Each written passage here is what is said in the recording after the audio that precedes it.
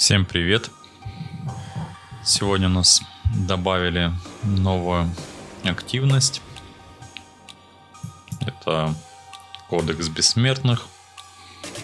По поводу того, что такое сам этот Кодекс Бессмертных, вот есть краткое такое описание, предыстория, то есть откуда он появился и все. Вот получается, по нему получается, что есть у нас вот три, так сказать, всадника апокалипсиса, или предвестники Рагнарёка, тут уже кому как интереснее, кому как больше нравится. Вот, то есть сейчас у нас открыт первый и еще два появятся со временем. Что нам дают за прохождение? То есть есть у нас магазин наград, вот магазин бессмертных, но тут в целом такие неплохие наградки. Конечно, вот эти молоточки под вопросом их ценность за 1000 монеток, стоят они того или нет, можно пробовать, смотря сколько получится заработать за это событие. Там уже можно выбирать, стоит их покупать или нет. Так, также у нас есть награды рейтинга. Вот у нас награды рейтинга. Но в целом, если брать вот от самого первого и вот спуститься, пусть не топ-5, пусть даже топ-20, который в принципе вообще довольно просто получить, если там фармить какие-нибудь 19 этажи подземелья, то в целом их заработать несложно. Вот, а потом уже, если...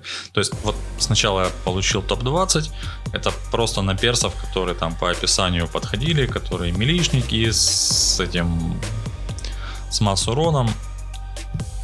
Просто на них вот даже некоторые были раздеты, просто вот подобрал, там быстро одеть, все, то есть особо не парился, даже какие шмотки. То вот, получилось топ-20 набить. Потом уже там попереодевал, кого-то из пачки на КБ пришлось раздеть. Все, и получилось вот добить сюда. Разница в принципе не очень большая, поэтому стоит ли париться или нет, это уже выбор каждого. Так, что дальше? Дальше у нас вот сам босс. Описание босса. То есть, что в нем интересного? Интересно, вот есть небольшая подсказочка по поводу персонажа, что якобы Кир должен быть здесь довольно эффективным персонажем. Но у меня его нет, поэтому я это проверить не могу сам. Но можно глянуть в рейтинге. Что у нас в рейтинге? Понятно. Цербер с 5-й, Валька с 5-й пробудой. Само собой, Ордея, с 5-й пробудой. Так, неплохие. И довольно все однообразно идет. Вот. И вот, пожалуйста, 6-е место. 6-е место, вот он, Кир. Вообще без одной пробуды. Вот в таком шмоте.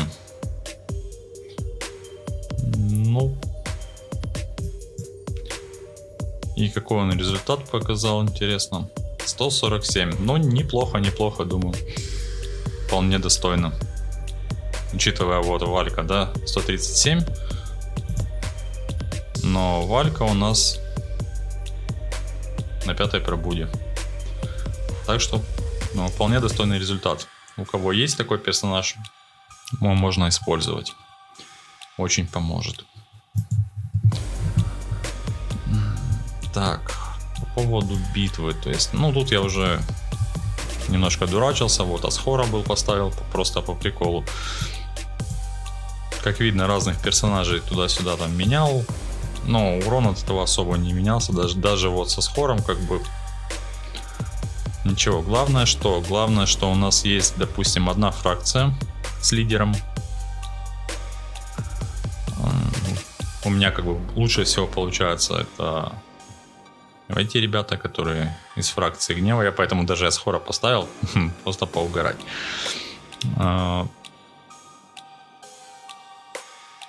Фракция благодаря лидеру неплохо набивает. Ну, Валька по-любому неплохо набивает в любом случае. По поводу Цербера, Атракса. Да, они как бы эффективные ребята. Для них можно было бы брать лидером кого-то из культистов, поставить. Но если брать кого-то из культистов, то нужно тогда, чтобы был вот капитан Риф, да, тогда еще его ставить, чтобы он замедлял всех, и тогда, ну, будет работать лидерка. Ну, такое, мне кажется, сомнительное. Можно, конечно, попробовать. Ну, не знаю. Мне кажется, сомнительный урон. Вот если есть у вас кто-то лорд какой-то из Доминиона Хаоса, это будет, конечно, ну, в принципе, по рейтингу, да, и видно, что вот все его используют и как бы получают отличный урон.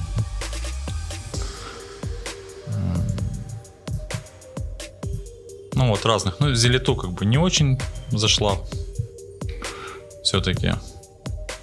Мерзость отлично, гнев отлично себя показывает, высокомерный.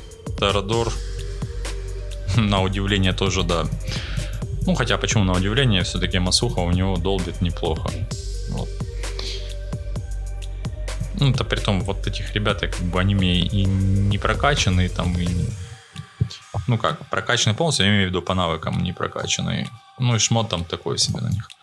Шмотки, думаю, смысла нет показывать, потому что есть вот у нас... Да, есть глобальный рейтинг, и по нему можете там посмотреть, кто кого во что одевает. То есть, ну, будет намного информативнее, чем если я буду показывать свои шмотки.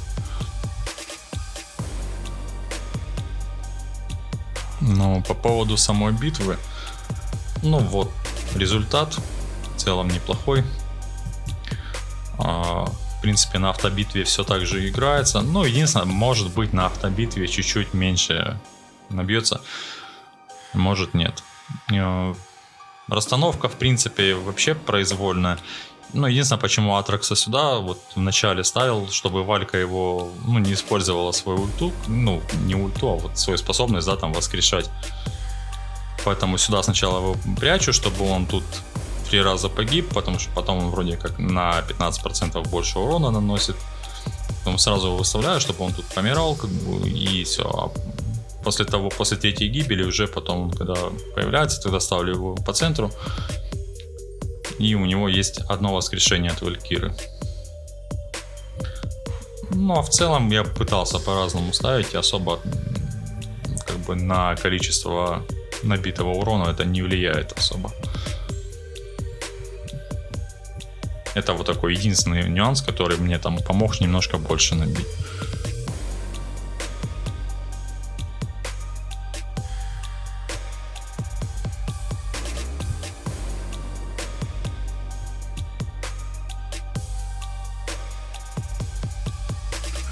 Ну да, на автобое, конечно, смотрю, чуть поменьше, скорее всего, набьется. Но тоже уже как бы нормально, то есть не намного меньше будет. То же самое по сути.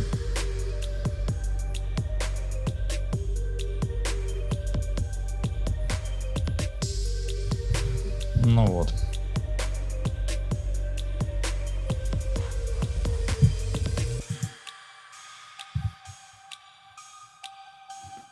Ну, то бишь, небольшая разница с тем, что с максимальным результатом.